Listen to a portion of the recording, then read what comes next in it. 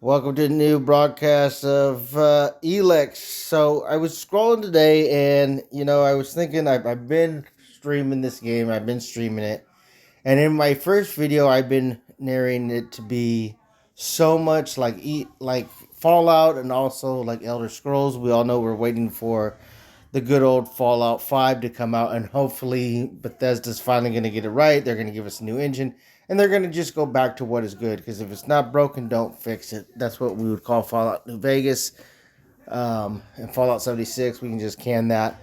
But I was coming across some of the news stories, and some of my points that I put in my one of my posts was just dead on with here, and I'm so glad an editor finally got it right. And the title is How Underrated RPG Elex Blends Fallout and Elder Scrolls. He wrote it just to the dot and T right there. It is that which it is.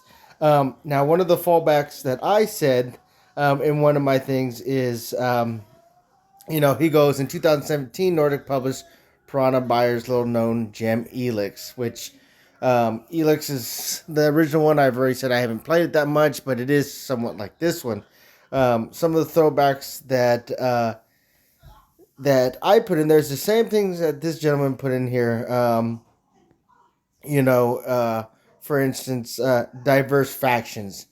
That was a great thing about Fallout is the diverse factions, how you can get different gameplay. So he kind of agreed with me there. I was glad about that.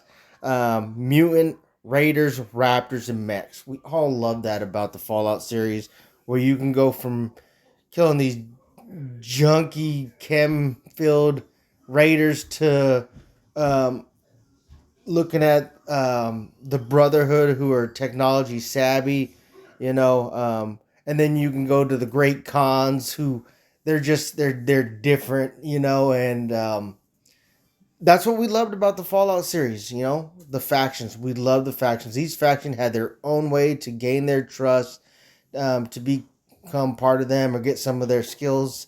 So why would Fallout 76 get rid of that? Well, we keep asking why Fallout 76 was even created for real Fallout people. But you know what? I don't even want to say that because you know what? I think Fallout 76 fans who are still playing it are just like all the other Fallout people. We just want Fallout to go back to what it was. Um, and then another one. What is the one thing we all loved about Fallout 76? There's always some random gas station that you can go into, and there's just loot on loot on loot. Just like the rapper said, stacks on stacks on stacks. But dilapidated gas station hotels. I seen a post on the new Fallout 76 series that's going to be coming out on Amazon. And one of the big things that you see is the iconic grocery store. So it's good to see that the streaming that the new series is looking like it's going to stay with it. But as we go on into here, the atmosphere of Fallout with magical land and mysterious remnants of the Elder Scrolls. Like Bethesda, two biggest franchise, Elix allows players to loot their socks off. Oh my gosh, that's the one thing I love about this place. I'm still like going places on one side of the map and finding these legendary weapons, and the whole time I'm looting, and I'm able to buy more. I mean, the game just does it so well. In this game, I really hope that the new Fallout 5, I would hope that the designers there would listen to us underdogs and those who have played out every Fallout. We've got every game of the year season. We've got every DLC. We've played every inch of it. We've played every faction. We know what we like. Give us back the simple things, the various ammo, the different factions. Give us our NPCs. Please don't do another game without NPCs. Fallout 76, I don't know why you would ever do that, but hey, you sold us on pre-order packs that never came through. Whatever. I'm not mad about it. I'm still a Fallout fan. But endless loot. That's the one thing we love. Give us our loot. Because then we can get better weapons, better mods. Please bring the mods back. I would love to see the modded weapons back. That would be great. And then this is the one thing that I said is the drawback to Elex. And he even says it in his article. He says to Elex is that the player has to play as the character of Jax, a former Alb who is rediscovering his humanity. He follows to say that, Jax is an interesting enough character. Allowing players a character creation option would have been preferable. Yes, that's the one thing I said. That's the one thing we love about Fallout. Even though it was about one character, we still were able to shape what we saw as that creature. Or not that creature, my apologies, that player. We loved it. But I will say this to say that it doesn't really draw back too much for me. I'm just nitpicky and like to have it my way, so the character creation is always nice. But, you go from, he says Jackson used melee weapons and rage weapons like bows and plasma rifles, and he can also use magic. Leveling Jackson up can be a little tedious in the beginning, but it's well worth it when he can wield pretty much any game weapon. That's what we loved about the Fallout games. You would go for anywhere from some brass knuckles to a billy club to a laser pistol. We had where the mutants would have big old clubs made out of slab concrete, and you had to get your strength up. You had to get your dexterity up. You had to get your intel up, your intelligence up to use some of those weapons. So it incorporates the same great thing.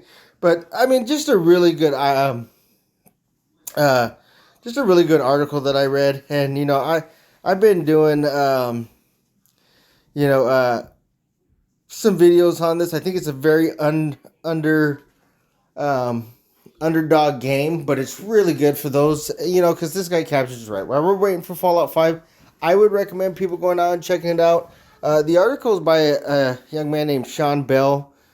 Seen it on Google. The title is How Underrated RPG LX Blends Fallout and the Elder Scrolls. Check it out for those that, are thinking, hey, do I want to spend that $40? When you look at gameplay and you look at how much time you're going to put into it and how many different options you're going to have, that shows you whether or not a developer thought about you and said, hey, do I want to give a guy a fast 100 hours, or do I want to give a guy an extra 20 to 40 hours because he's got to replay it and get unique endings and little things as in weapons, gear, stuff like that. That game incorporates that. Fallout incorporates that. This right here, yeah, it's got the Elder Scroll feel to it, but I think it's got more post-apocalyptic.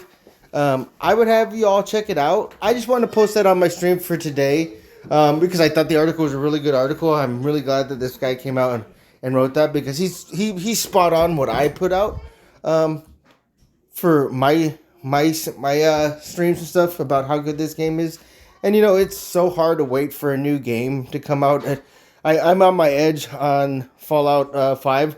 I even tried to, or I didn't really try, but I put out my old Fallout games. I'm like, let's do this, but I even with the mods and stuff, to be honest, I played it so many times that I'm just like, I'm ready for a new Fallout. Anywho, for you Fallout fans, elders, go check out Elex 2. I'm going to probably keep doing some more videos up until Fallout comes out of Elex, because there's so much into it. I'm pretty sure we're at that time frame when, our DLCs and our modders are really going to go out there. I don't do a lot of modding myself because it doesn't add too much fun for me. Yeah, I like watching other people do it, but I'm pretty sure we're going to see some DLCs come out, and until Fallout comes out, check this out. And check out this article. This guy really got it on point what this game's about. But like, subscribe, and let's count down to the new Fallout, guys. We'll see y'all later.